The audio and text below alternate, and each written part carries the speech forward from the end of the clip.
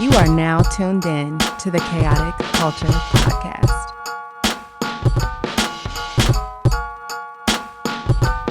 It's the KKP on your mother flipping airways. Hear the name ringing through the halls and the stairways. You were listening to a pod that can segue all the latest topics guaranteed to fill your headspace. It's a safe place to voice your opinion. Say what you feel just like you're a kid again. Kid to pro and friends, black as obsidian. Chaotic culture, that's the world we living in. So what's the word? What up, what up, what up? Good morning, ladies and gentlemen. Welcome to another edition of the Chaotic Culture Podcast, the pod where chaos rules and black culture is supreme. This podcast will deep dive into modern black culture and how millennials and Gen Z can navigate the crazy parts from finances, music, black business highlights, home ownership, HBCUs, sports, black nerddom, anime, wrestling, and if it encompasses black culture, we're going to cover it. Live from the 7-5, I am the host and the creator of the Chaotic Culture Podcast. This is your boy, Ked the Pro, a.k.a. the Calculated Millennial, a.k.a. the Encore presentation. Now, can I get an encore? Do you want more? A.k.a. your favorite music nerd's favorite music nerd, a.k.a. your mama allowed you to have social media to meet niggas like me. AKA Ked the Poet, Ked the Closer. The 843 is me, but VA is where I stay. Always chaotic, never toxic most days. Back again, once again, with your favorite black culture highlights and black culture shenanigans. This is Thanksgiving week. When by the time you listen to this episode, it'll be the day before Thanksgiving. So I hope that for those who quote unquote celebrate this day, I hope that you get the opportunity to spend time with family, friends, and I hope that you get to eat good. That's the most important thing. Please be safe while you are on the road listening to this. And I hope that this episode will allow, a little bit of a reprieve from your travel. So if you're traveling on the road right now, if you're in the air, be sure that you turn this up a little bit and listen to us. And hopefully, we'll make the trip much quicker. With that in mind, I'm going to go ahead and introduce the two co-hosts that I have with me tonight. Of course, the first lady of the pod is in the building. Miss Nasa, please go ahead and introduce yourself, ma'am.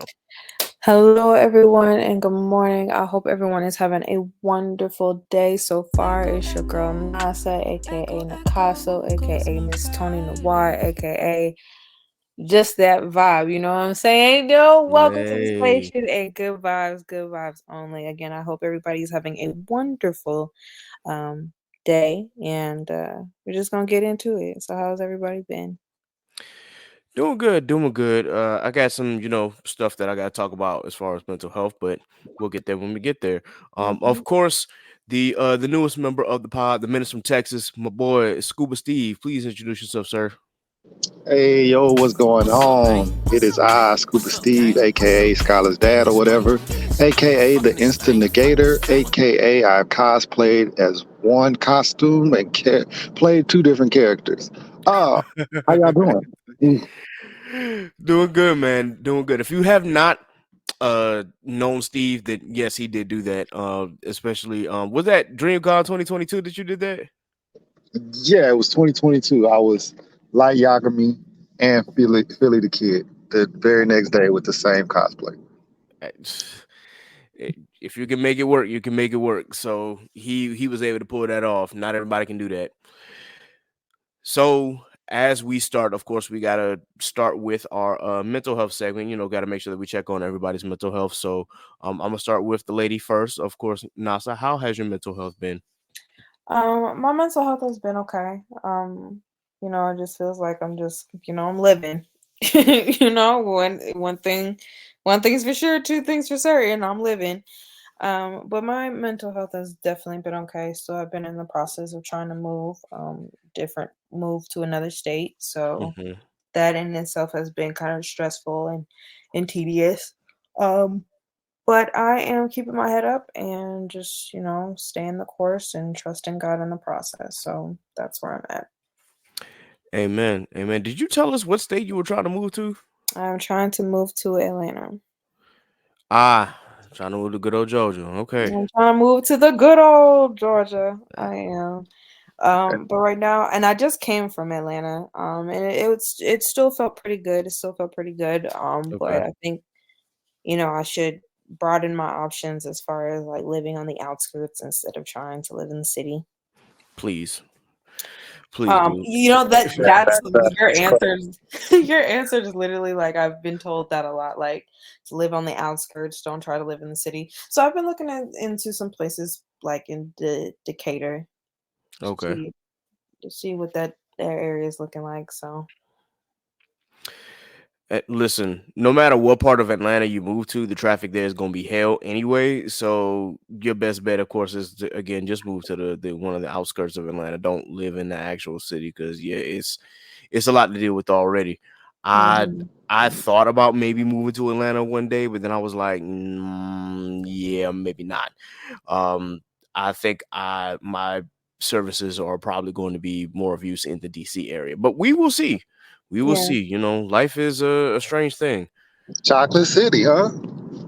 Hey man, I'm just saying, like I've every time I go to DC, I always have a vibe. Now I might not move exactly like in DC, but if we talking like the DMV area, a lot of my friends are still up there. A lot of my college friends are up there.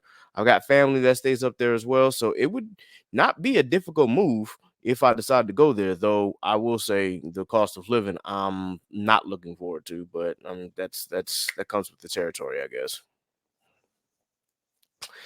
In the meantime, Steve, how have you been, brother? Man, I've been all right, bro. I can't lie. You know, working my ass off, trying to stretch. I'm stretching myself thin, kind of, but you know what I'm saying? I'm still maintaining. Doing all the It Mob stuff, doing all the comic stuff, Awake the Dead and Payback and trademarks and stuff like that. That shit is wearing on me a little bit. But, you know what I'm saying? It is what it is. The show must go on. Son birthday party was this weekend. So with the shenanigans, took him out there. We went like axe throwing and played some arcade games and stuff like that. So that was pretty cool, you know what I'm saying? Spending time with the fam and just doing stuff like that. And I'm ready for Thanksgiving. I'm ready to start cooking and throwing down, showing off my skills. So, you know what I'm saying? I'm good mentally, bro. Real good. That's good to hear, man. That's good to hear. First and foremost, to say that you've been working, I'm like, wait, you work, Steve? What? I'm joking, Hey obviously. man, hey, the driving job is still a thing now too. So like, I'm really working now. Oh, okay. Too much Hey, stuff. man. I don't blame you, bro. I don't blame you, man. Do what you got to do. But it's nice to hear, of course, that your son's birthday party went well. I am excited to see what you got for Wake the Dead, as well as the other stuff that you are working on, as well as stuff that I might be working on with you when it comes to It Mob and other things. Yep, yep, yep. So yeah, man, Yes, sir. Yes, definitely sir. looking forward to it. Shit. As far as Thanksgiving, man, you know what? One of these days, I'm gonna fly back out to Texas, bro, and I'm gonna hit you up at your crib again because the first time that I came to your crib, July 4th, 2021, and yeah, you threw down in the kitchen, bro. I ain't gonna hold you. So No, yeah, I mean, I do a little something, something. I try to keep it under wraps. I don't be wanting a whole bunch of people to know, but you know what I'm saying? I do a little something, something. hey, man, I don't blame you. I don't blame you at all. But hey, I ain't gonna say and spread it out to the entire world that you great in the kitchen, my guy. But I mean, listen, niggas who know That's how to that's cook, that's what the like cut. I'm just saying, we do this shit. Um, speaking of which, I gotta That's the talk to Leak degree, too, man. because I gotta talk to That's what my Leak. degree is in. So Oh, I didn't know it was in culinary shit. Shit, had I known. yeah, I just don't. I Hey, don't say nothing. Just be like, let them. I let everybody else cook. I just be chilling. nah, that's fair. That's fair. Just to get back on track, for me, my mental health has really been up and down. For those who know, of course, and I posted it on Facebook, so I can kind of talk about it here. I did lose a fellow Eagle Scout slash mentor slash frat brother who passed away not too long ago from I'm not gonna say from what, but I mean it was very very sudden. So my prayers are still going out to the Williams family. Um, big rest in peace to my big brother Otis Williams II. I am definitely going to do all I can to make sure that his children are supported. And it's really just such a sad thing to hear. A good dude pass away at such a young age. Dude was only 46, And so it's really, I'm just still trying to wrap my mind around that. But also I had a in legal terms, it's first cousin once removed. But when you have older cousins like that, you basically call them your aunt. So my aunt Mert did pass away. She was battling 2 forms of cancer. So it was it was a struggle. Honestly, this past couple of weeks were a struggle because that was a double whammy. My mentor passed away that Wednesday, and then that Friday, my aunt passed away. I was not in a good headspace. I'm better now. I got a chance to grieve where I could, and I'm still technically grieving, but I am using that opportunity to just begin the healing process and knowing that things will only get easier as time moves on, and just committed to their memory. My aunt was one of the, and I like to tout her as one of the greatest educators of South Carolina. She was in the education system for numerous years, teaching at Esto High School in deep in South Carolina. So such a phenomenal woman, and I'm glad that she was part of my family. So just y'all continue praying for me and praying for my family, and just making sure that that I'm good, because that really hurt, especially considering that the year that I've had already was whoo boy, 2023 was a slap in the face. It really, it's a lot of things. It beat my ass this year. I'm not gonna hold y'all. 2023 literally, like, if this was a boxing match, I'd be down in round 6. But either way, Damn. we move forward. Yeah, Stress it's been out. rough, man. I mean, you know what I'm saying? It is what it is. Yeah, Trials don't last forever. you're right. They don't, man. They don't. So I just got to keep pushing and keep moving forward. With that in mind, let's go ahead and change gears a little bit. So I wanted to bring this up because there was a couple things that I wanted to mention about this. So if you haven't heard already, which you should have heard about this, Andre 3000 dropped a album. This was not a rap album. This was pretty much him playing the flute. The album itself was called New Blue Sun. Now, I listened to most of the album. I'm not finished yet, but he told y'all in these interviews, the kind of album that he made, and he was trying to make a rap album, but this is the way that the wind blew him, which is oddly enough one of the titles of one of the songs. And honestly, his thing was him trying to connect. Now, there's a lot of discourse between what he said and how people may feel about it, because that you still have rappers who are rapping past their prime, quote unquote. Some may be trying to cater to audiences that they have no business catering to, and then some have stayed in their lane. So with that in mind, the album is fine. I'm a musician. If it's good music, I'ma listen. It don't matter if it's rap, if it's funk, if it's blues, if it's jazz. I do kind of mind if it's country, because I can only take but so much country. But if I know that it is going to be an album that's not rap, and it's going to be a different kind of music, I'm going to make sure that I turn my rap brain off and actually listen, because again, I've marched in the band for 8.5 years. I was, if you include high school. So I've been in jazz bands, I've been in orchestras, I've been in concert bands and symphonic winds. So I can truly appreciate the kind of music that he released. And honestly, I played it yesterday while I was doing chores, and it helped me get through a lot of my chores. It was a really album that was full of zen. And so I just wanted to make people aware that, listen, when you listen to this album, don't go in there expecting rap, like, at all. This is not a rap album, which that brings up another point, but I'm going to get to my co-host first. I just wanted to let that be known. Like, if you've listened to this album, do not go in there with the expectations of it being a rap album. Like, go in there and find a way to expand your palette. And so, yeah, and look, Steve, I see that you're trying to come in on the computer. Hang on. Let me go ahead and add. Oh, and there we go. So yeah, I just wanted to make that comment because I know that there were a lot of people who were like, well, there's 3 stacks, and thought that maybe they might hear some rapping in there, and then they were sorely disappointed, and some of them were like trying to give like bad reviews because he wasn't rapping. And I'm like, he told y'all what kind of album this was going to be. Like, he literally told y'all, and y'all still didn't listen. But anyway, any comments? So one of the funniest things that I saw one of my homeboys say, he plays the trombone. He was like, musicians, he was all like, don't argue with anybody that's calling this a flute album. He said, just stand down and let them go. He said, he was all like, we're not arguing with these niggas at all.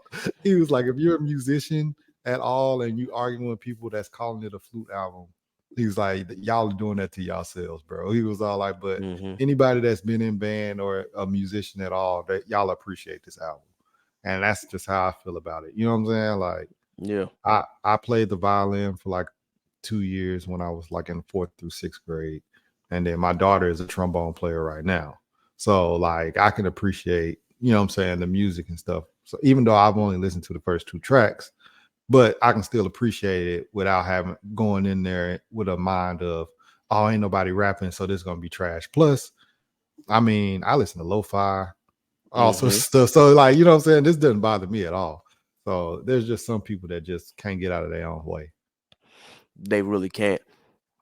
Nasa, did you have any comments? I know that you hadn't listened to it yet, but I just wanted to hear your opinion. If you have one. No, I have not listened to it yet, but I do feel I do feel that I am kind of like excited to listen to it. I think this, of course, this is something new for Andre, and you know, I think hopefully like this vibes. I can't really say too much about it because I haven't really listened to it. But you know, just like Steve said, like I also myself listen to lo-fi and, you know, just like rapless music or lyricless music, or just, you know, may turn on some jazz here and there and stuff like that. So I am excited to see what Andre 3000 kind of put together, and hey, if it's a vibe, it's a vibe. Absolutely. Absolutely. And I kind of wish more people would, you know, get that, or they would understand exactly what this album comes from. But I understand that a lot of people are not musically inclined, and a lot of people don't appreciate that kind of music. So me personally, again, I enjoyed it. I knew what it was. And again, this ain't no flute album. Of course, there's more music involved with this, but still, it was a very, very good experience for me.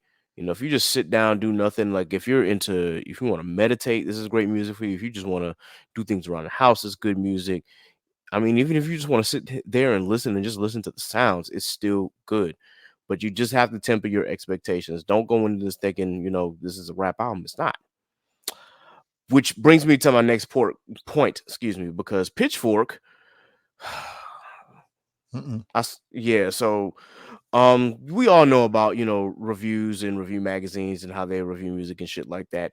Pitchfork still put this album in the rap/experimental category, and I just was sitting there looking dumbfounded, like, what what are we doing here, guys? Just in case. Go ahead, Steve. I was about to say, just in case they win an award, they don't want it to be a black man winning an award in that category. It's what it felt like to me. Go ahead.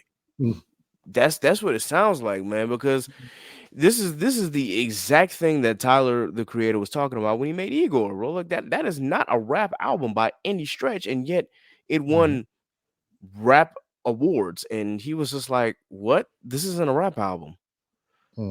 But because he's a rapper, they've confined him to this box, like, oh, if you're a rapper doing something outside of rap, we're still going to classify the album as rap, even though it's not. That don't make no fucking sense to me. Excuse my language. It's just it's mind-boggling, because again, there's literally no lyrics on this album whatsoever. It is literally just all sounds, like it is musical instruments, and yet you still put this in rap. Pitchfork, I don't get it, but maybe I do. And I say that because, as Steve said, this is like y'all are trying to confine a rap artist in the box that is rap when he's trying to do something different, and it doesn't make any sense. How would it would be really, really strange if, say, an artist like, I don't know, I'm gonna just throw a random artist like that. Let's say Coil Ray, just because that's the first name that popped into my head. Say Coil Ray decided that she wasn't gonna rap no more, and she was, gonna play the violin and drop an album of her strictly playing the violin, and then y'all still consider that rap. Like, do you know how stupid that sounds? Or if someone like Victoria Monet decided that she was gonna go and do like country, and yet y'all still classify it as R&B. Like, I get it, because again, they really want to confine black people into like the three categories of hip hop, R&B, and gospel. But black people can be so much more than that, especially black artists. It didn't make any sense to me, but I had to rant about that because that made absolutely no sense when I saw that article posted on Twitter/X/whatever. So any comments on that? Yeah, like I said, my thing was, I just feel like just in case he wins an award in a predominantly, white category, I don't think they want him to, what I'm saying, get that. So they just was like, okay, let's have him in the rap category. That way you don't have to honor it.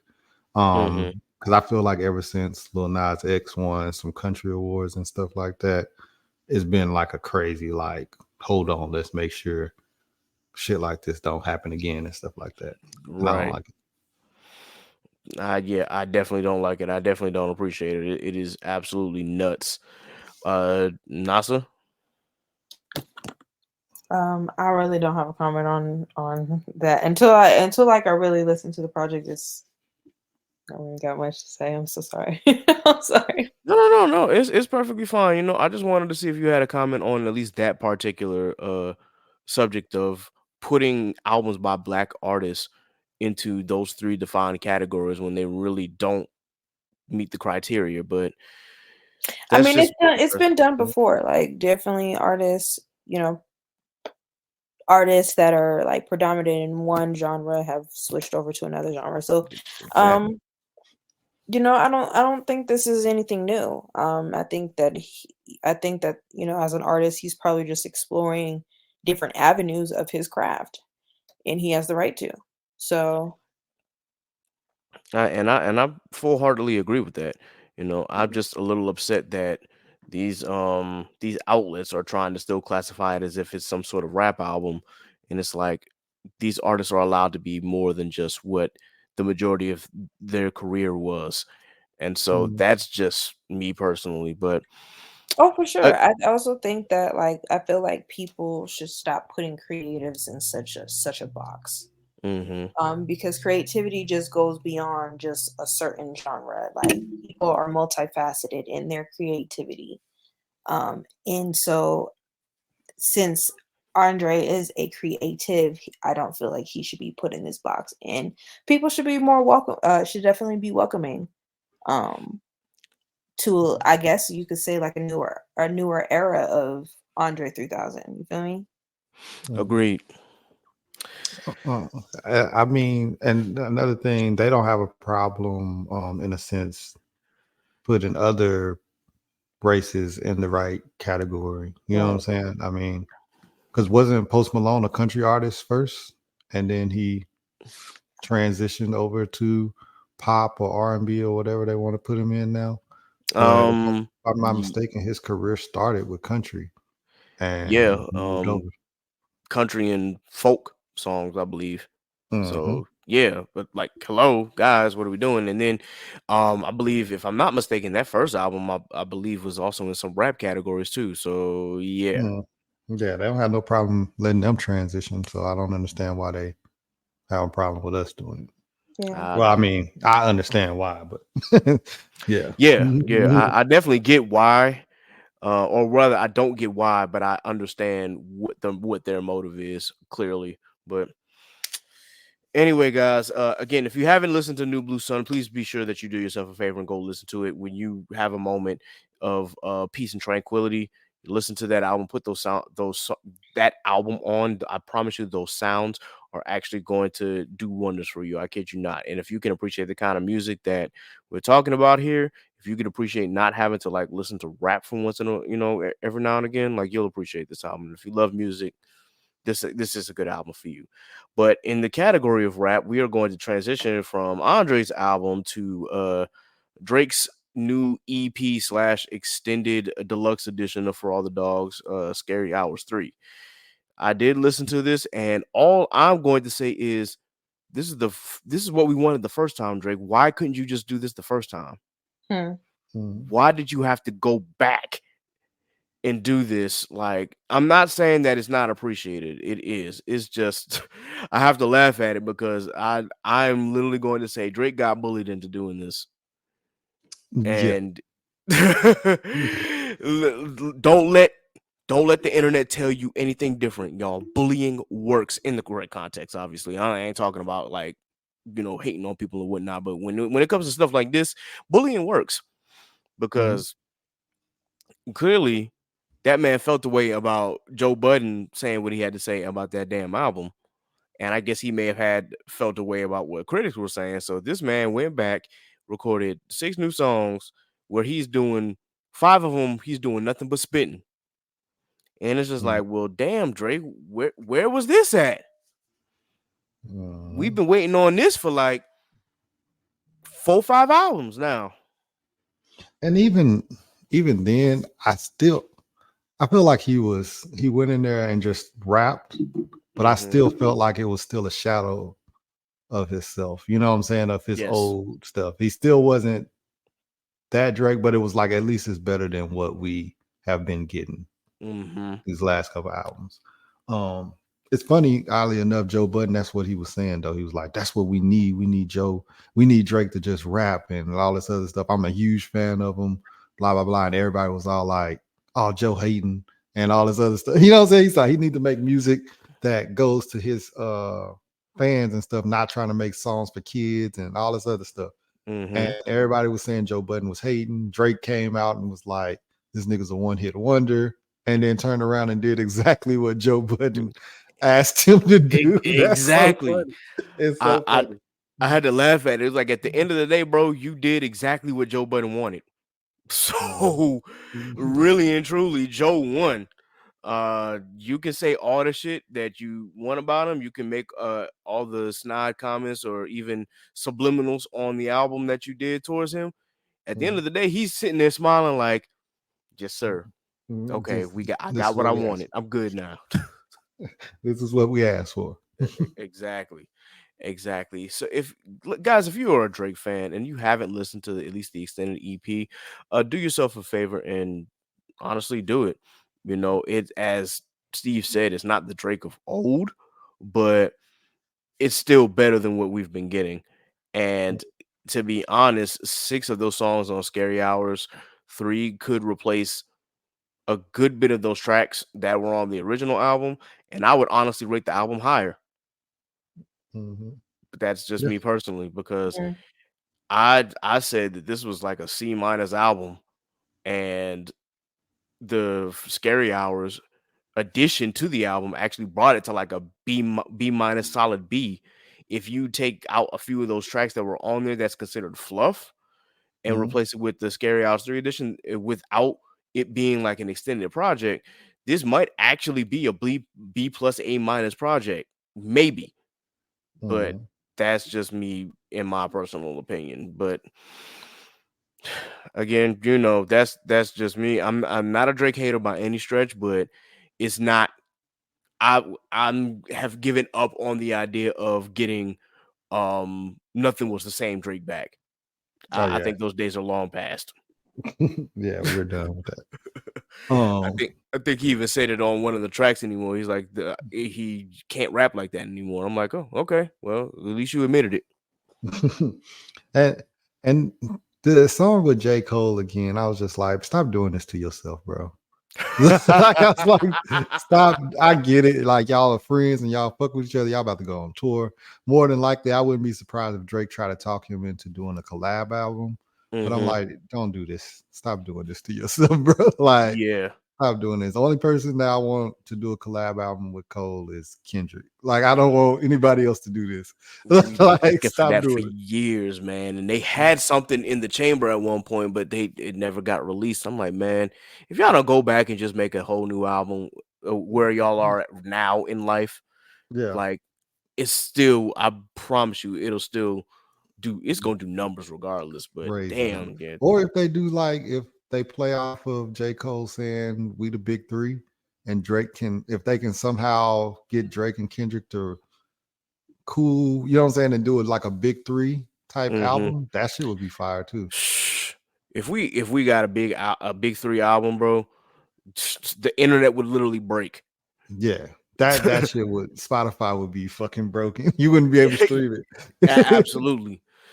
Like that would be something. That would really be something. I listen. I don't know who I gotta get, but I'll write a letter and be like, look, whatever.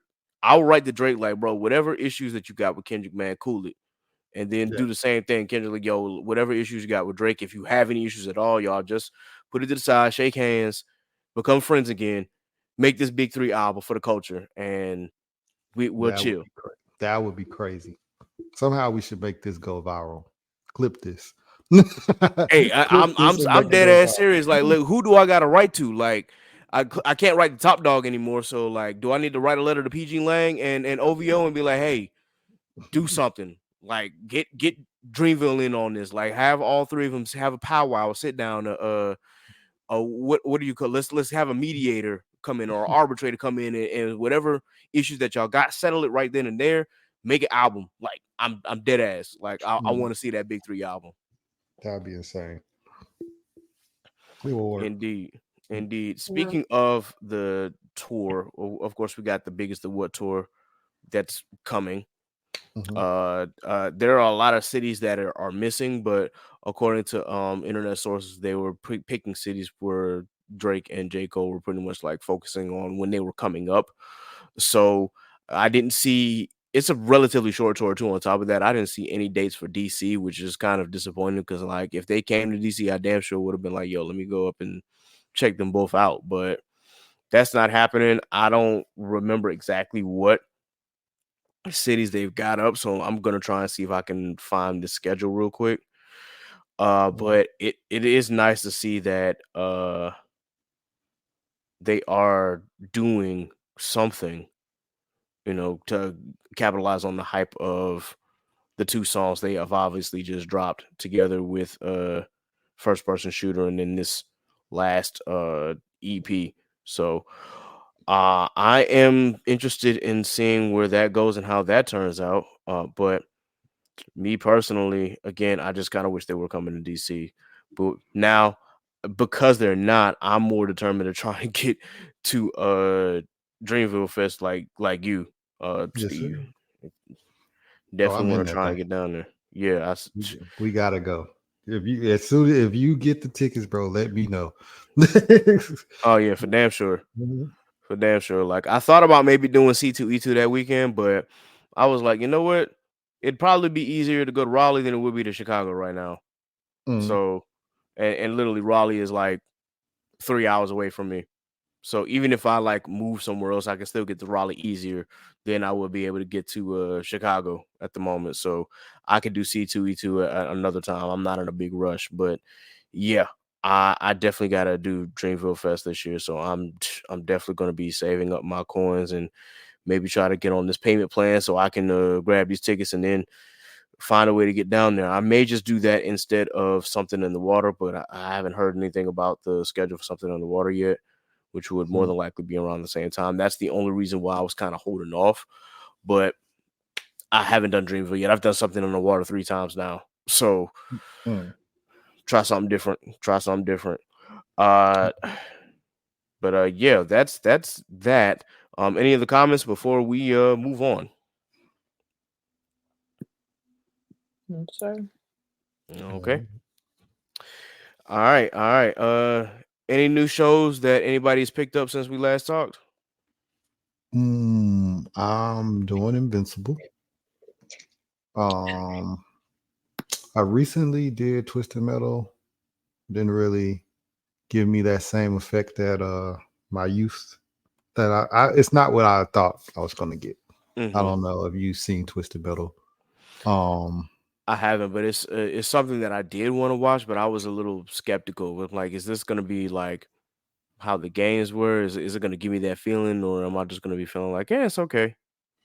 They made it into like a wacky comedy, it's really over the top action, but Mm-hmm. comedy with it. So it's like I don't know how to explain. If you really were thinking you were gonna get something dark like the old Twisted Metal feel, just you don't go in there thinking like that.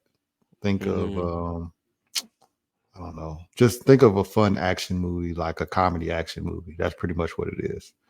But I it's a see. 30-minute episodes. It's very over the top and stuff like that. I watched it, but it wasn't Twisted Metal, if that makes sense. It didn't feel like Twisted Metal. I got you. I got you. What else did I watch? Um, no, I think that's it. I watched the second season of the show called Deserter Police on Netflix. It's a K drama type thing or whatever, Hmm. but it's basically about these dudes that hunt down people that went AWOL from their military. Oh wow. Yeah, it's pretty good because they dive into why the people are going AWOL because they're being abused by their higher ups. So it's a deep show, but then the action is still fire too. It's a pretty good show. Hmm. Mm. I might have to check that out. Mm. Okay. Did you have anything else? No, that's it for me. Okay. Nasa, did you pick up anything new? No, I haven't actually have not seen any new shows.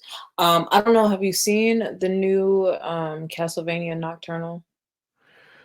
Oh yeah, Castlevania Nocturne. I'd crush that same day. Like, Crushed it the same day. Yes, absolutely. So I possibly could be late on it, but I just like I finished it.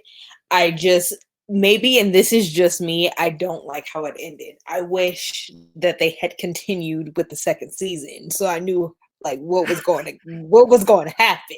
But yeah, didn't like being I left on love a me some cliffhanger. Castlevania. I love me some Castlevania, but if anybody who is in charge of the scripting for Castlevania, I'm gonna need y'all to go ahead and make a season 2. I need to know what happens. I think a season 2 did get approved for Castlevania Nocturne, but I'm just like you. Honestly, in general, since I've gotten older, I've realized how much I cannot stand cliffhangers. I don't like Like cliffhangers. Like I need to know what's happening. I need to know it, what's going on. And that it, was such a big cliffhanger. The way it ended, I was just like, I'm so upset. yeah, likewise. I will say that the only cliffhanger that I kind of enjoyed this year was the Spider-Man Across the Spider-Verse because I knew that was going to be a cliffhanger. I was fully aware of okay, there's another part that's coming to this, so expect the cliffhanger. And when I saw it, I was like, okay, you know what, I'm satisfied. But with that, I wasn't expecting one at all. And when I got the cliffhanger that we got, I was just like, well, damn, I can't get any more. That's it, really? Absolutely. What we doing here? Like, I can we get 8 more episodes, please? But I'm glad that you got a chance to enjoy the actual anime itself. Castlevania is like that, and for me, it's always been like that. So yeah, it's great. I absolutely love Castlevania.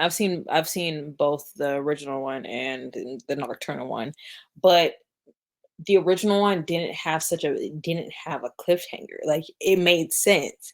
mhm. Nocturnal did, and I would have just thought that they would have been prepared for a second season, so I can just go ahead and just like you know just can know what's going on. But no, they had a huge cliffhanger. But that's all right if they're approved for a second season. Go ahead and drop that because it's a needed. Yeah, I will say I was not expecting Castlevania to leave us with I'm gonna say bruised private parts because I'm like not everybody in here is a dude, so you can't say blue balls. But yeah, they literally had you by that. Oh, you thought that you was getting another episode? Okay, well, keep watching this, and we might drop a season 2. But until Right. then, you gonna get this cliffhanger, and this is like y'all sons of bitches. Okay, okay, I get it. I'm cool, and I'm tuning into the next season. With that. I'm going to talk about Scott Pilgrim Takes Off. I did binge that.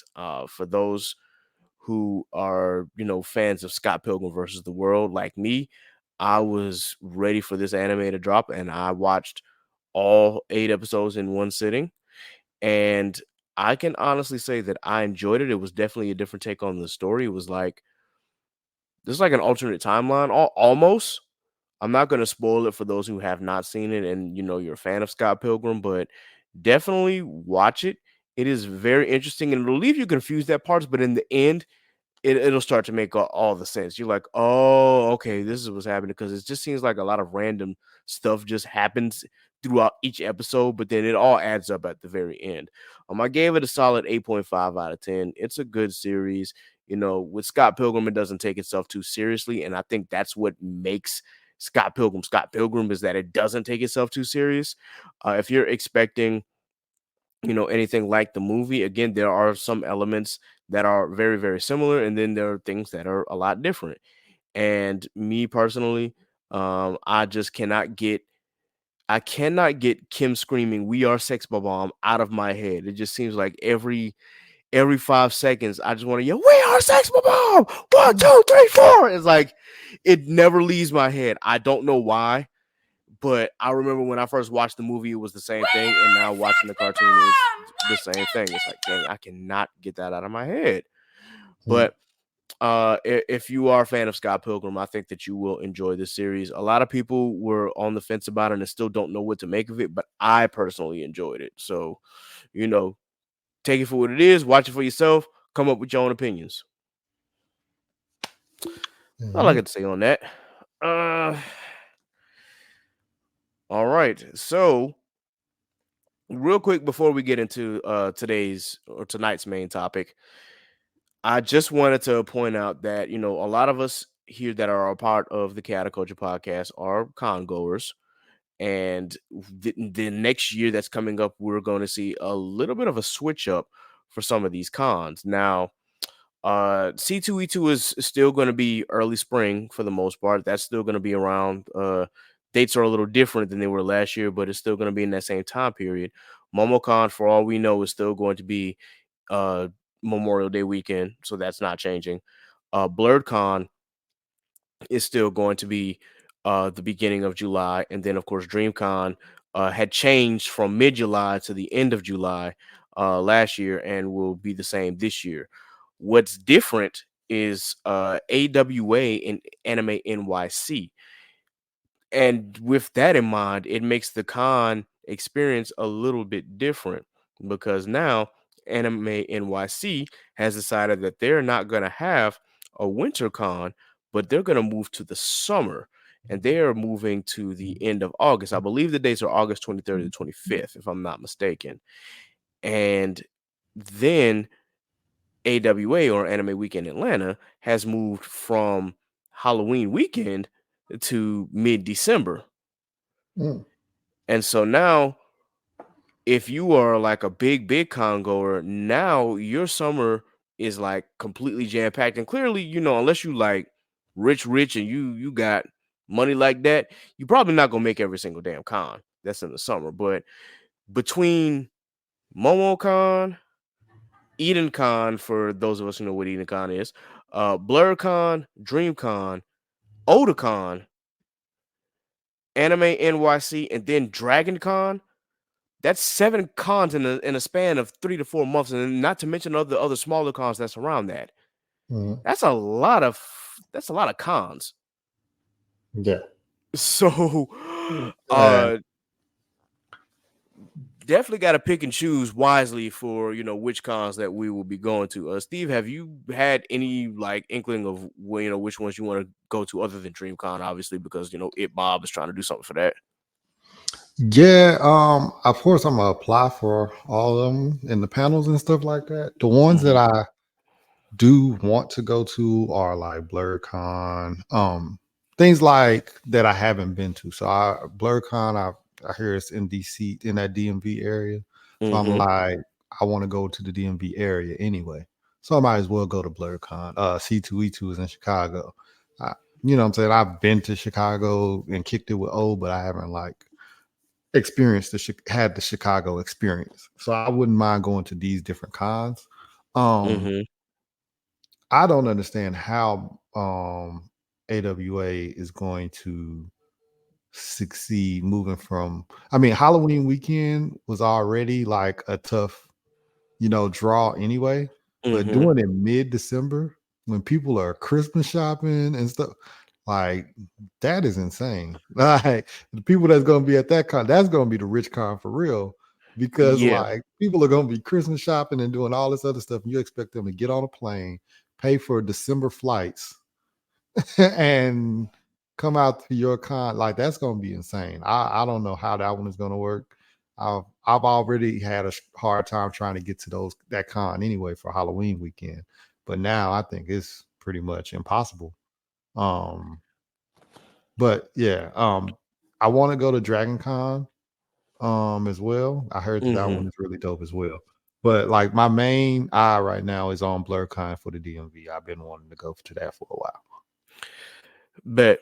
So yeah, if you do come up to BlurCon, of course, I will be up there because I said that I was going this year, like no stop. Mhm. I'd had a chance to go last year, but I was like, let me just go ahead and try to save these coins for DreamCon. I could have ran up there, but it also fell on a weekend where I had to work, so things Mhm.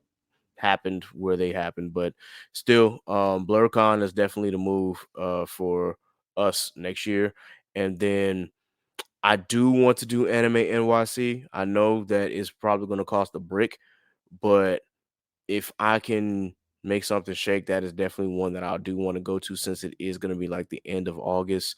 And that would be a good time to, just go up and enjoy the last parts of summer for NYC. So, you know what? I do want to at least experience it one good time.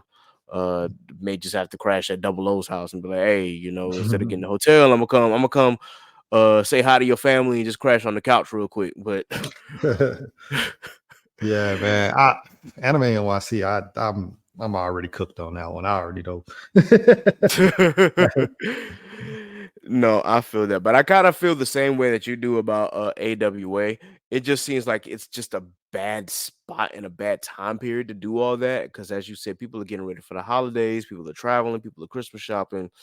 It just seems like having it during that particular month, that's really just going to be really hard to do. I know that there are people who are going to do it still, but it's just for me, that's just like I don't know. I went to AWA one time, and I'm okay with not having to go again until the con itself becomes a little bit of a better experience. But Mm. still, it would have been nice to go down for AWA and chill with the homies and whatnot. But regardless of that fact, they are moving to the Georgia World Convention Center and getting out of that Renaissance Hotel, which means that they'll have more room to, expand the con as they see fit, which is, good. That's a good thing. It's just moving the dates seemed, a bit strange, but It's risky to me, man. I feel mm, like whoever made that call as a what do you call it, con developer or whatever, mhm. like that's just a risky move, bro. Like December, and then with flights get canceled because of snow, weather conditions, things like. I just think that that's a risky move. My opinion. Very much so. Very much so. Uh, Now, so I know that you are not like a con goer, but has there anything or has there been any con that has like piqued your interest? Yeah, and it doesn't have to be an anime con. It could be like any convention. Wait, I'm so sorry. Say that again. I was saying, has there been like any convention that has piqued your interest? And it doesn't have to be like anime based or comic book based. I was just wondering if there was like a convention that you wanted to attend at one point or another. Um, to be honest, I've actually always wanted to go to like a Comic Con, so like kind of get dressed up and stuff like that. Okay. I've always kind of wanted to do that, but never really had the chance to or gotten the chance to. But maybe that's definitely on one of my bucket lists to go to like a Comic Con and like do like cosplay. I would definitely do that. I think that would be fun. Okay. Well, if you do move to Atlanta, you have 3 opportunities to do so. Again, They have MomoCon, content and cosplay out there. it's MomoCon, DragonCon, and Anime Week in Atlanta. They're all like in Atlanta. MomoCon and DragonCon. Well, MomoCon is Memorial Day weekend. DragonCon, I think, falls closer to Labor Day. Anime Week in Atlanta next year is going to be closer to Christmas. So, if you get out there, you'll have the opportunity. You don't have to dress like an anime character. Of course, you can dress like whatever superhero that you want and still go to those cons. It's still all vibes. I have yet to go to Dragon Con or MomoCon, but that is something that I do want to attempt to do. So yeah, you have the opportunities to do so if you decide to go to Atlanta. And then of course there's always, San Diego Comic Con or New York Comic Con if got big money like that. Well, I'll make sure. Well, I definitely will take advantage of those because they've always sounded fun. Every time I've heard about like a Comic Con or, like just one of the anime shows, they seemed fun. So why not try it? Why not? Yeah, they definitely are. And I am purposely avoiding the DreamCon discourse that's going on Twitter/X right now because I don't want to get involved in that. Same, bro. Yeah, I've shared my piece. That's all I'm gonna do, and I'm like, go, y'all got it. There's a whole town hall going on Twitter right now. I'm like, it's like 300 people in there. Like, what the? Come on, bro. One tweet did all of that. Right. Like, that's insane. Like, that's insane. One tweet that was deleted 12 minutes later did all of this. No fucking way, bro. Like, no fucking way.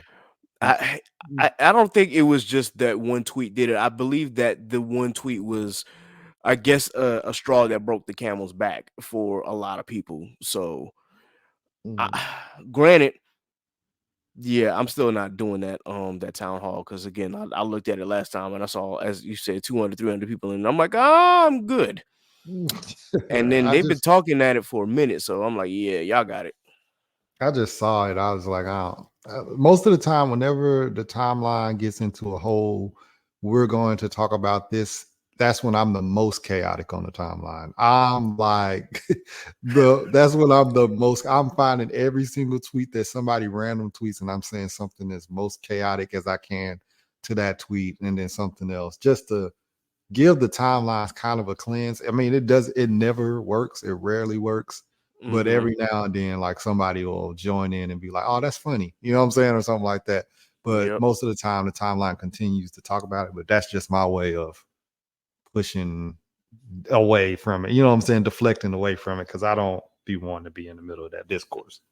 No, absolutely not. I'd rather avoid this shit because it's just a lot going on, and it's still going, and it's still like over 200 people in that bitch. I'm good.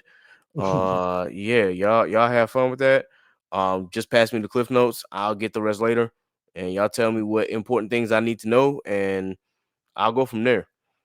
Because this whole day in the anime community was just like, really, y'all?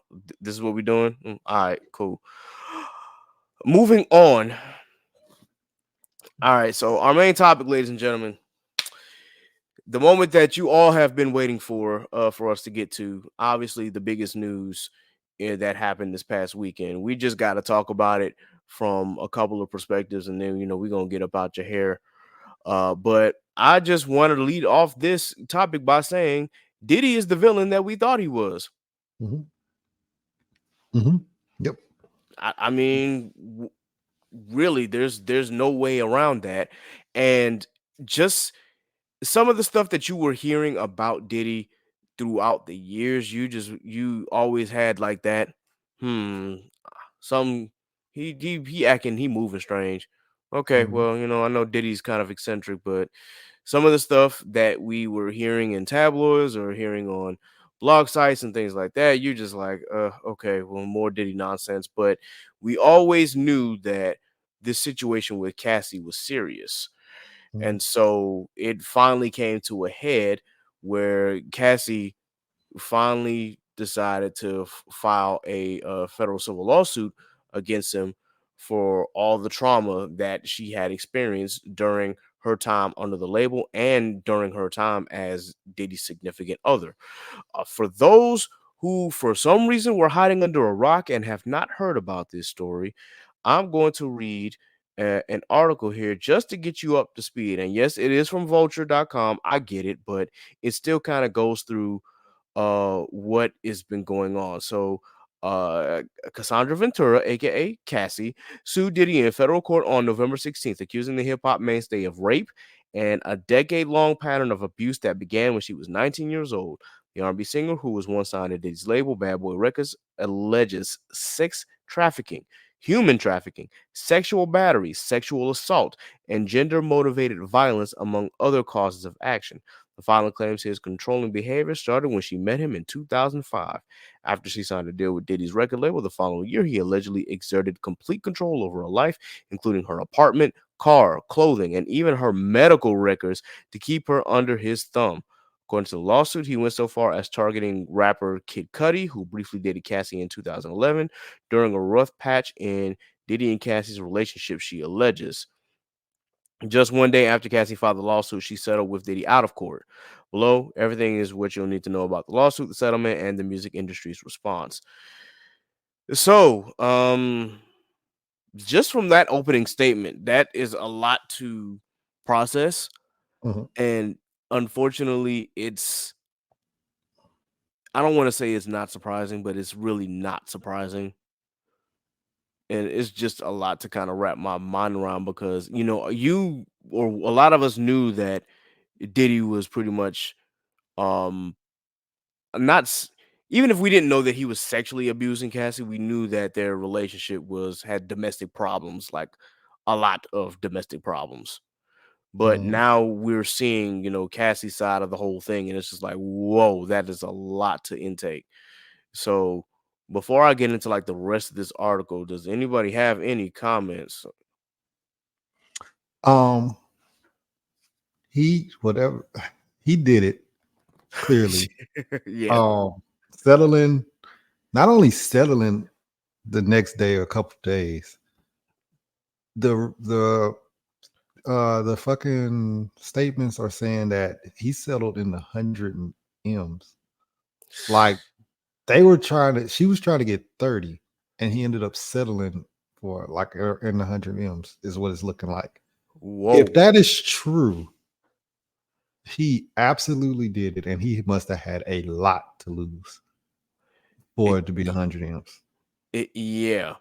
And I was talking about it with my coworker, and it's like, of course, some people are gonna say, oh, Cassie just did it for the money and whatnot. I'm like, it's a civil lawsuit. One, it's more than just about the money, man. And she was going to take this to court, and she would have to relive that trauma. And this way kind of avoids all of that. But not only for her sake, clearly, if Diddy settled for more than what she was asking for, yeah, he definitely did that shit. And a lot of us were joking, but we were dead serious when we said Diddy ain't never settled anything that fast. Like a day after she filed the motion, you settled. Whoa. You settled quick. So very, very quick. Like I blinked and they was like, Diddy and Cassie have settled out of court. I was like, whoa, wait a minute, already? Well, shit. Yeah. The one lady, I don't know her name, forgive me. The one lawyer that always kind of posts trials as they're going, like with the Tory Lanez and Meg thing. And Megan the Reporter. That's what her name is, Megan the Reporter? It's Megan Cuniff, I believe, but people have started calling her Megan the Reporter. Yeah, she's the one that, broke the news that it was her sources are saying around 100 million. And I'm like, that's insane if it went that high. Because that means when they were in negotiations, he put something out there and Cassie said no.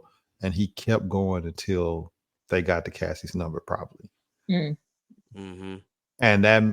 for him to be like, you know what, fine, that would be insane. I can't wait until she comes out and confirms everything. But if that's the case, 100 M's, you fucking did that shit. Man. that is a crazy number to go from 30 to 100. Like that is insane. But settling for 30 is a lot. Like, I'm saying, like, but in all seriousness, though, like, he needs some help. If all that stuff with the burning Kid Cudi's car, and now rumors are saying that he was holding Wale upside down by his ankles on a balcony. I'm not What sure. the fuck is going on? What's happened? yeah. Listen, I already knew that Diddy had issues, but if you remember the story about him, trying to pour a drink on Kendrick because of the whole Control verse and J. King of New Cole, York. yeah, because of the whole Mhm. King of New York shit, and then J. Cole had to like step in, and then these two started having a roll with each other. It's like, yeah, Mhm. Diddy's wild. Like he's got some shit going on, but Mhm. after listening to all of that, blowing up Kid Cudi's car, and as you said, holding Wale by his ankles over by that is Over a balcony. insane. Yeah, once I got back on the ground, we both going over. I'm tackling you. And we That's both, insane. That's yeah, insane. Holding what? Dog, like because he said that he said he thought he was flirting with Cassie. So that, like, Wale wasn't even flirting, or he wasn't even sure, but he thought she was flirting with He was flirting with Cassie. So they held him, and his bodyguards held him by his ankles over the thing. over a thought. Yo. Over a Yeah. thought. Ooh, my. Yeah, it was that bodyguard. Some bodyguard was telling the story about it, and that's just, I don't know, man. Like, once my feet touch the ground, we're gonna wrestle until we both fall off this balcony. like, I'm saying, bro, like at that point, somebody gotta die. I'm like, oh Yeah. nah, because I've already probably peed on myself and embarrassed myself, so nobody can right. tell this story without there being some kind of, like, I got my lick back. So no. Right. Yeah, I'm not leaving that hotel without some sort of revenge or compensation. Like, no, nah, we gonna have to have a celebrity death match for real. Like we fighting to the death at that point. But I just wanted to read a little more on this article. It says, once they entered a romantic relationship, Diddy and his inner circle allegedly controlled every aspect of her life. The lawsuit claims those close to the founder of Bad Boy Records turned a blind eye to physical abuse. Beatings were witnessed by Mr. Combs' staff and employees, the suit read, but no one dared to speak up against their frightening and ferocious boss. Cassie says she never went to the police for fear that it would give Diddy an excuse to hurt her. In one instance of abuse in 2009, he allegedly kicked her repeatedly in the face, making her bleed, and had his staff hide her in a hotel room. Every time she hid, Mr. Combs' vast network of corporations and affiliated entities found her, and those who worked for Mr. Combs' companies implored her to return to him, the filing stated. Many went as far as to explicitly state that her failure to return to Mr. Combs would hinder her success in the entertainment industry. According to the suit, Cassie suffered memory loss from copious substance abuse and suicidal ideation during her relationship with Diddy. The court papers cite an instance in which MRI results went directly to Diddy. Goodness gracious. Elsewhere in the filing, Cassie alleged Diddy forced her to take part in freak-offs or an arrangement in which she had no choice but to plan and engage in sex acts with male sex workers while he masturbated. Oh, yeah, I was kind of hesitant to read that part, but I'm like, okay, we made it. We in this far. Might as well keep going. The encounter continued for years in high-end hotels across the country and sometimes occurred as often as once a week, the lawsuit read. Diddy took photos and filmed the encounters. Cassie would delete videos shot on her phone to no avail. Once she was forced to watch footage on a flight that she thought she had gotten rid of.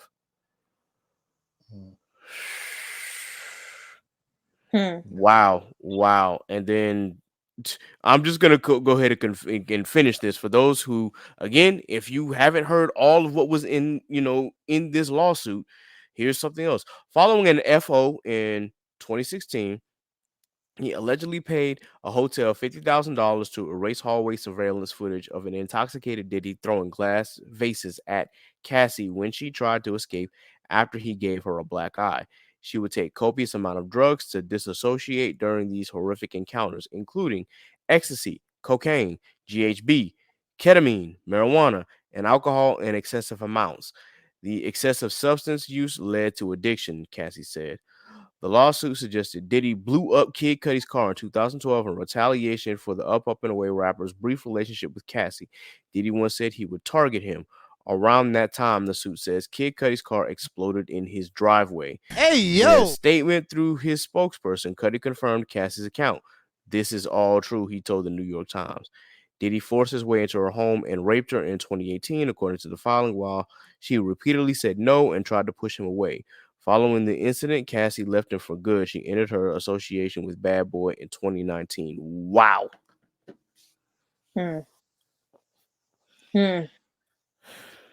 Boy.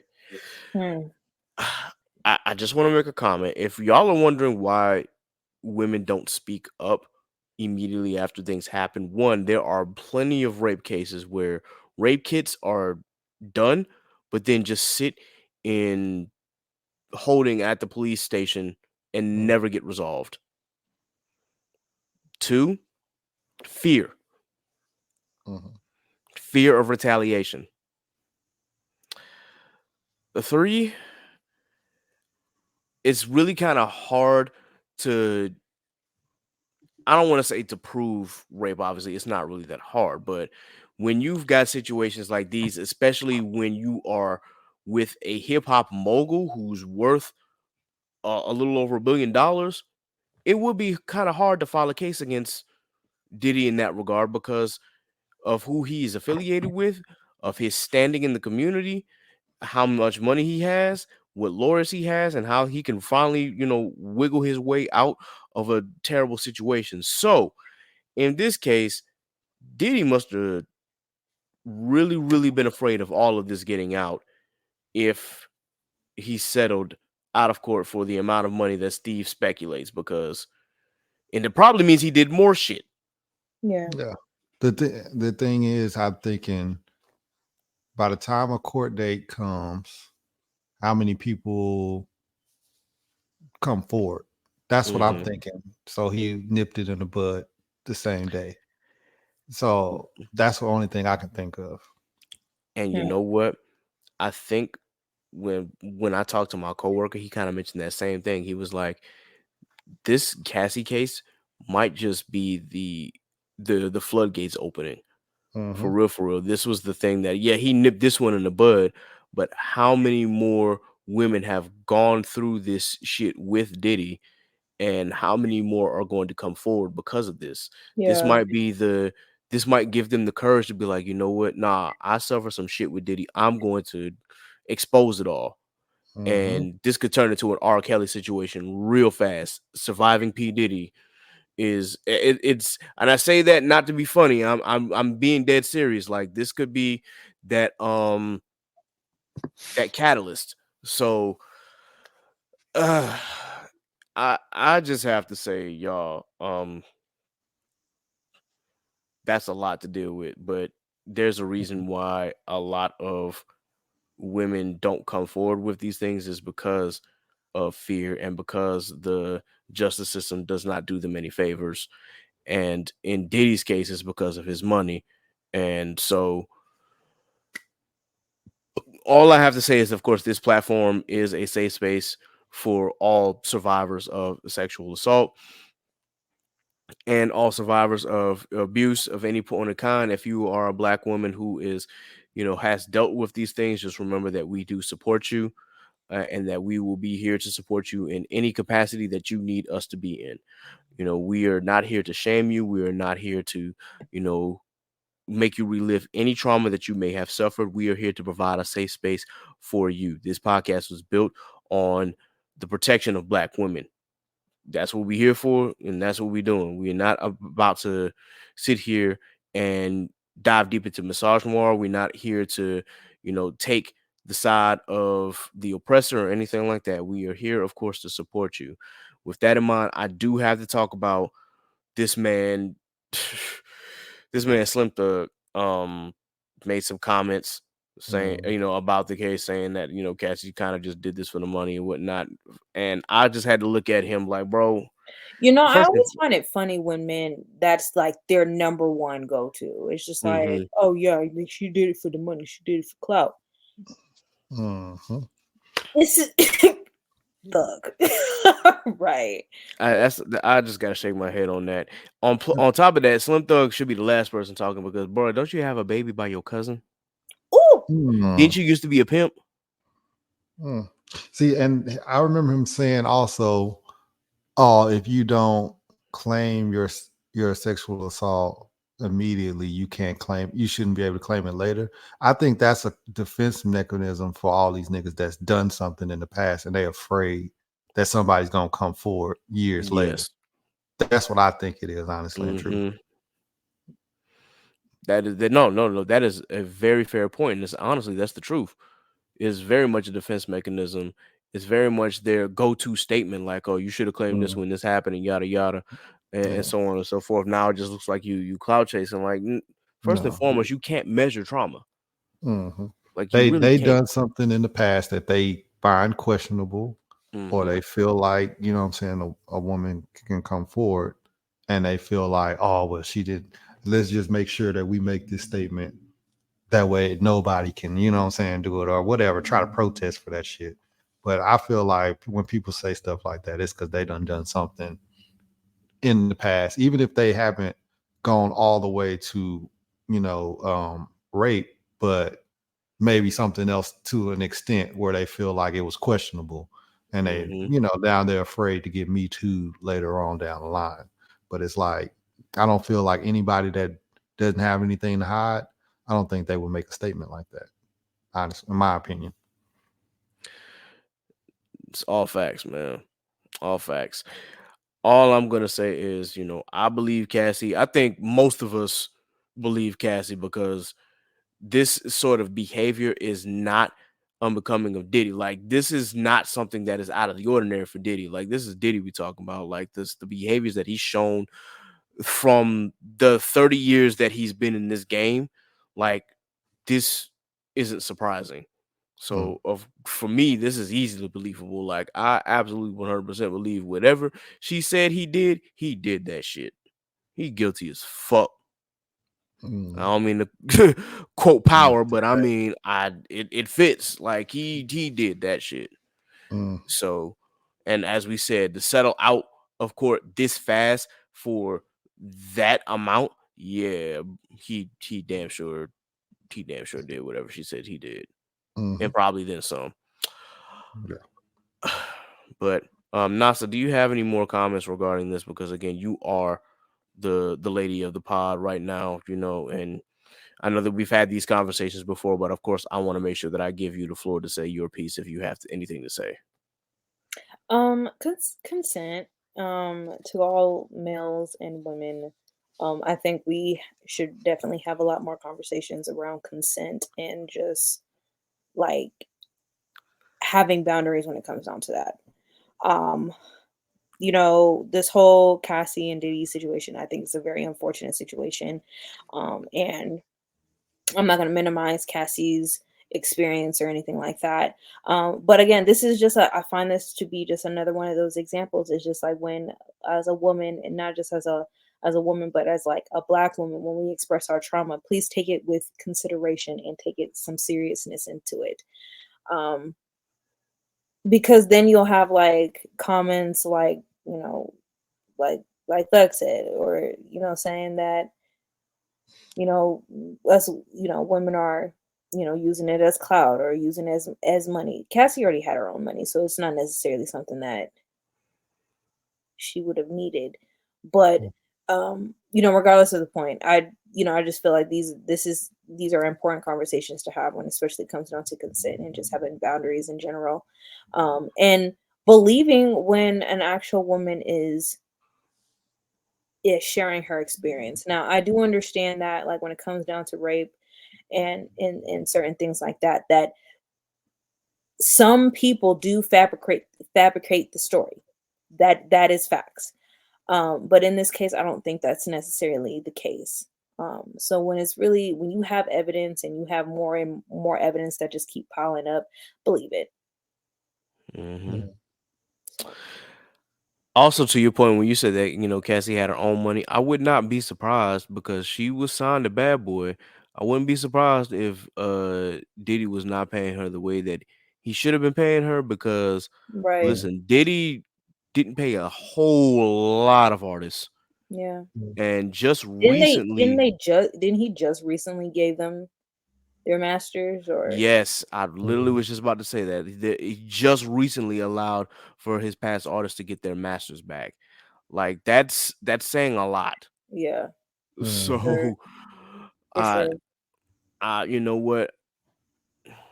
All I can say to that point is that yeah, um, again, this platform is a safe space. So, you know, for all of our black women that are out there, that come to this platform, just know that we support you, and that we will do all that we can to be sure that that you are in the safe space, and that we are here to be a support system.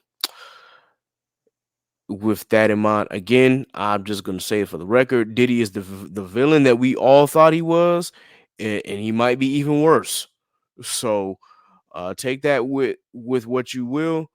Dude has issues, and unfortunately, you know what? He's a mainstay in our community, especially for those of us who grew up with hip hop. So it's gonna take a lot for us to tear down those walls and tear down those systems, because plenty of people who are not in Diddy's position but are well within the hip hop community have that same mindset. And unfortunately, it's going to take a lot for us to change that. But it starts within the home. Make sure that for those of you who have sons, that they know exactly what consent is. I don't care what that girl is wearing. I don't care how she looks. I don't care if she, comes off to you in a sexual manner. If out of her mouth she says no, it means no. No means no. That's all there is to it. Believe what comes out of her mouth, and leave it at that. Consent flows only over here. But with that, I think we had a very productive conversation here. I do want to ask, of course, my co-host before we get the hell up out of here. Again, Thanksgiving is coming up. For those who are listening to this is coming up the day before Thanksgiving. I just want to know what's going on your plate and what's not going on your plate. NASA first. Nasa, I'm so sorry. Say that again. what's going on your plate and what's not going on your plate What's this going on Thanksgiving? my plate? Let me tell you something. What's going on my plate is that good old turkey, them greens, the mac and cheese, them yams, the good all fixings. What's not going on my plate? Unfortunately, I'm so sorry. I don't like the little cranberry sauce. I don't like cranberry sauce. And what's not going on my plate is ham. I don't eat ham, so that's also not going on my plate. What else is not going on my plate? That's about it. Everything else I like, but yeah, those two things gotta go. Wow. Okay, so oh dang, I just saw the CBS news post that you just sent to me, bro. Wow. Yeah, I Sorry. sent that, Wow. and I sent inside of Instagram the story, the bodyguard telling the story about Wale. Oh yeah, Okay. I just saw that. Oh my goodness. Yeah. Good grief, man. Whoo boy. Okay. Um What's going on y'all's plates? Steve, what's going on your plate? What's not going on your plate? Yams are going on my plate, but they're only going on my plate on top of the mac and cheese. We will have smoked turkey. Mm-hmm. Okay. They had Friendsgiving yesterday, and these niggas had a fucking deep fried turkey. And I've always heard people talk about it, but I've never had it. That shit was fire. Like Okay. Yes, that shit was sir. fire. So I would like to get someone to fry turkey again. But for sure, it's going to be the yams on the mac and cheese. What's not going on my plate are chitlins. Don't even think about it. I Don't mean, even fucking I think about it. I kind of figured that was not going on your plate. Don't even try it. I'll flip all this shit over. Just, I'm just gonna say, listen, the person who cooked the chitlins in my family, unfortunately, she is no longer here with us, so I don't know if chitlins is gonna be made this Thanksgiving, and I'm like kind of hesitant to try anybody else's. So that's just my personal opinion. But of course, y'all already know turkey's going on my plate, whether it be smoked, whether it be flash fried, or even if it's just regular baked. You know, my family knows how to make a good baked turkey, so that's going on the plate. Um, what's not going on my plate is I ain't even gonna say stuffing is not going on my plate because it just might, depending on who cook it. Mac and cheese definitely going on the plate. Mhm. You already know the yams and the mac and cheese got to touch. The greens, rice. I know that if you haven't listened to It Mob, obviously people have an issue with giblet gravy. But me personally, giblet gravy is damn sure going on my rice. I don't know about the rest of y'all, but that's just that country boy in me. So I can only speak for myself though. I have giblet gravy good as hell. So Mm. I never tried it, but since you've been campaigning about it and they do always have it at Thanksgiving, I will try it on Thursday. okay. Yeah, definitely try and tell me what you think. Now, if it ain't good, man, then I mean it is what it is. But for me personally, that's my go-to. White rice and giblet gravy, that always is. Okay. I didn't get a chance to say this on it, Mom, but I'm also not the biggest fan of cranberry sauce, whether it's out the can or homemade. Like I love cranberries, I love cranberry juice. It's just I think it's the Cranberry texture. sauce just not hit. Yeah, I think it's just the texture, honestly. Though I will say, cranberries, it's a little bit of cranberry sauce on the turkey.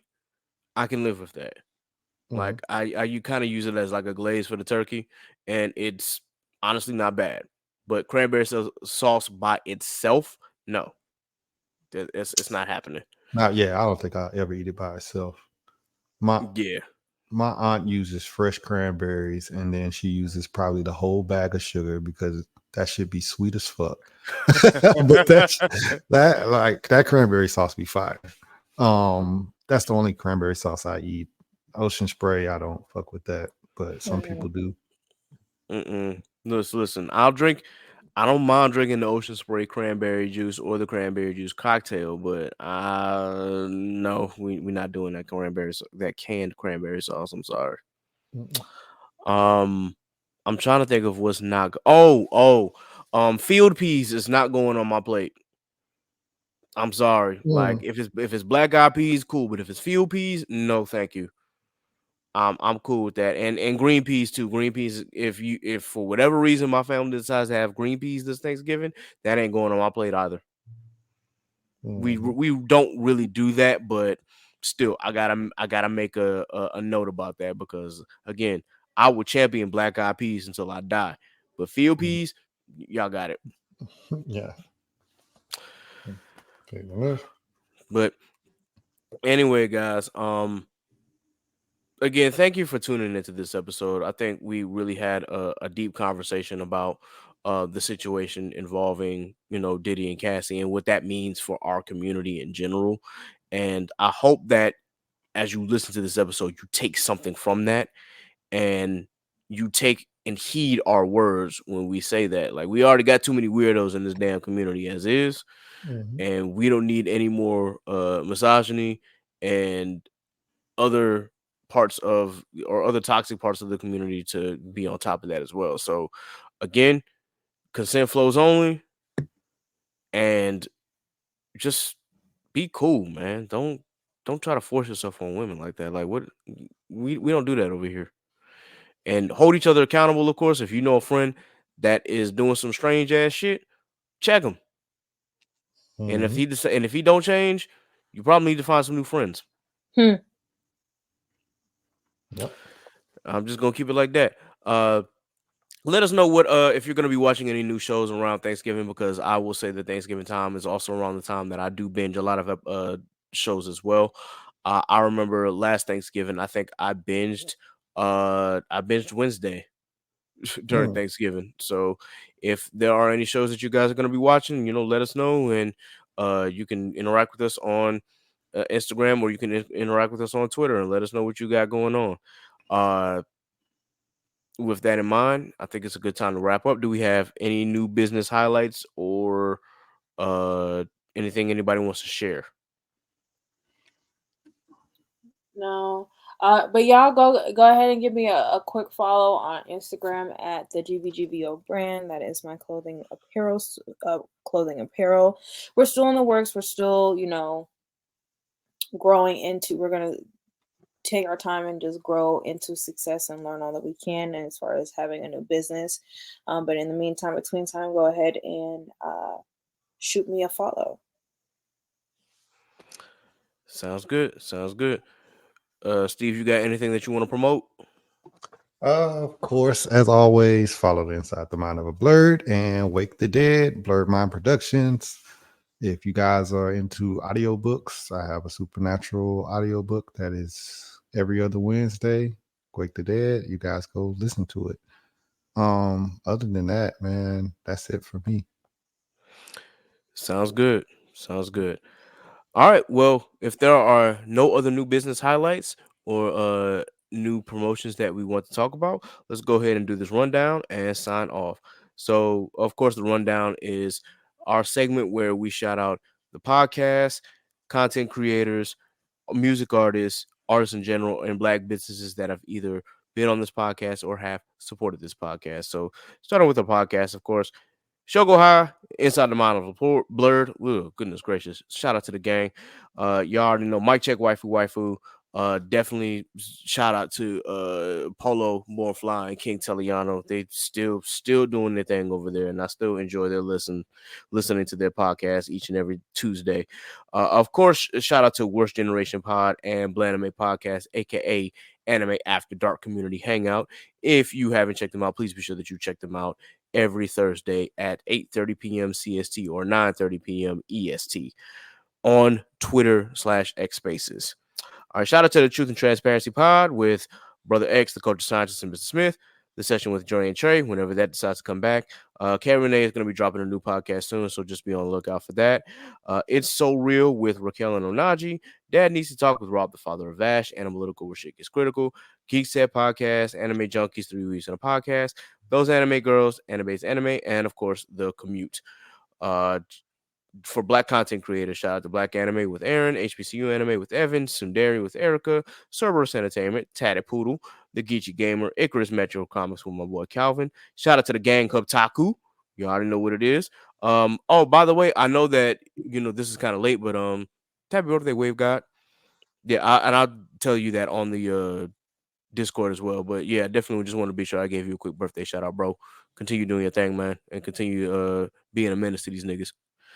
Uh, Shout out to Shelby, of course, with Simply Janine, Simply Baked, and Rose Less Travel. Dang, I'm stumbling over my words again. Definitely shout out to Strange Keith with Idols to Icons. That is actually getting ready to drop very, very, very, very soon. So please be on the lookout for that. Shout out to Toasty Marshmallow, who I heard was the life of the party at Anime NYC. Of course, big shout out to Miss Simone with By Simone Malcolm, and of course, Miss Courtney with None of My Friends Watch Anime. And of course, Scuba Steven Alpha with Blur Mind Productions. For our black artists, of course, we got our very own NASA. Definitely shout out to our boy Scoozy, Jack Union, Phil.me, Ellis Quinn. Shout out to the boy RJ Stackhouse. Shout out to Quarter, Tyrone Leak Jr., our girl Ari Lachelle, who is actually really becoming famous before our very eyes. So I definitely got to get Ari back on this podcast. Shout out to Zach Hines and Fortresses, our girl Elena, and of course, our girl Zaynab. And then for black business shout outs, Already Paid by Dre, Fresh Nerds, Righteous Minds by Timo, KSS Brand by Christina, Cream Cosmetics by Naima, Mind Over Money by Tremaine, Studio Maho with, of course, the guys Pat and Yin, Concept Moon, She Designs 2 with my girl Erin, Black Magic / Lit Wands with Low and T, H4 Creative with my girl Zenobia, Real Estate Stone by my girl Meredith, Sold by Bell with my girl Mariah, of course, Blur My Studios with the boy Steve, the Good Vibes Only brand by Miss Nasa, Coasters Bar and Grill, which is located at Buckrow Beach in Hampton, and Scrappy Sentiment with our girl Sappy. With that, ladies and gentlemen, be sure that you like, share, and subscribe to the Chaotic Culture Podcast on your favorite digital streaming platform. Be sure that you subscribe to the Patreon for early access to the podcast and bonus episodes of the podcast. You can subscribe to any of the 4 levels listed, whether it be $3, $5, $7, or $10. It doesn't matter. We appreciate your support.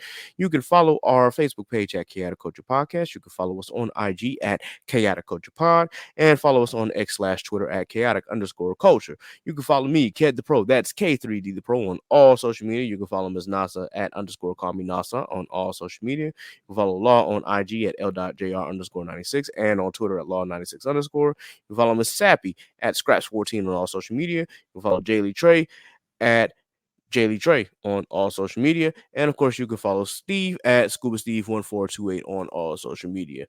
This has been another edition of the Chaotic Culture Podcast. So until next time, folks, remember, embrace the culture, chaos rules, be blessed, be safe, have a wonderful Thanksgiving. God is love. 2 up, 2 down. Peace.